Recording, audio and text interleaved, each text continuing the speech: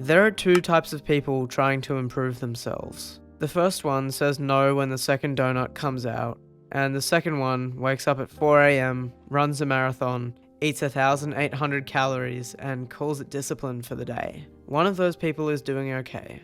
The other one is at war with themselves and calling it growth. I've been closer to the second one than I'd actually like to admit, and I want to talk about that and what it actually costs you.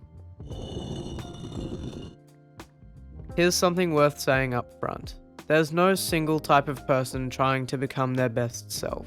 It's a range, and most of the content about self-improvement acts as everyone's starting from zero and just needs a push. But the people who genuinely get consumed by it aren't really lacking motivation. They've got too much of it, pointed in all of the wrong directions. They're not lazy, but they're obsessed. And obsession looks like discipline from the outside, which is exactly why it goes unchecked for so long. About a year ago, I became genuinely hyperfixated on my body. And on the surface, it looked like progress. I was running, lifting, eating cleaner, all of the things you're supposed to do. But underneath that, something shifted that I didn't initially notice for a while.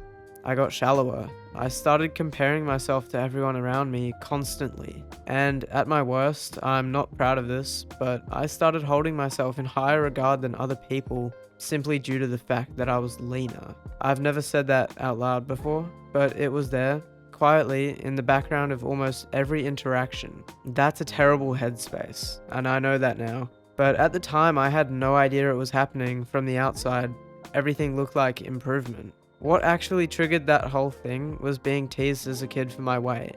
And looking back, I wasn't even overweight, just a bit chubby, which is completely normal at that age. But I decided I needed to change so that people would treat me differently, so I could have a relationship, so I'd finally be enough. That's not self-improvement. That's performing a version of yourself for an audience that wasn't even watching that closely.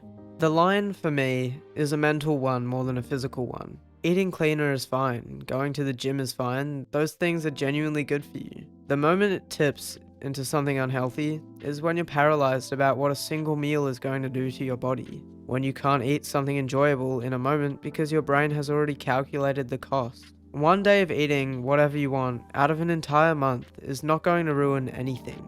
Your body doesn't work on a day-to-day basis like that, and I needed to understand that much sooner than I did. Here's what the obsession with becoming your best self quietly takes away. The things you were actually doing before. I gave up stuff that I genuinely loved. Playing Minecraft, just relaxing, things that had nothing to do with optimizing anything.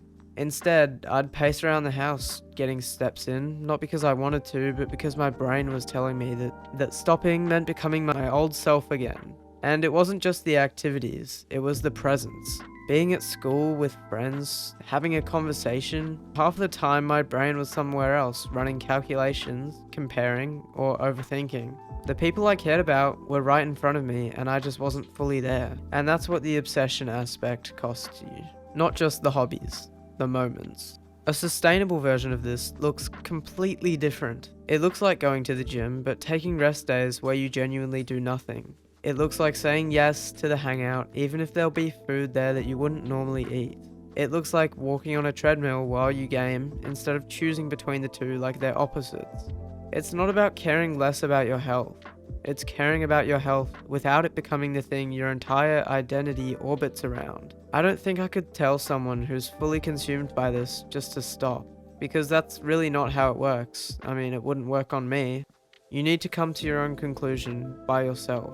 But if there's one thing I'd say, don't take stuff so seriously. The thing that feels like life or death in the moment almost never carries any real weight looking back. Your brain is just scared of reverting, of going backwards. And that fear, left unchecked, will make you miserable in the exact process of trying to feel better.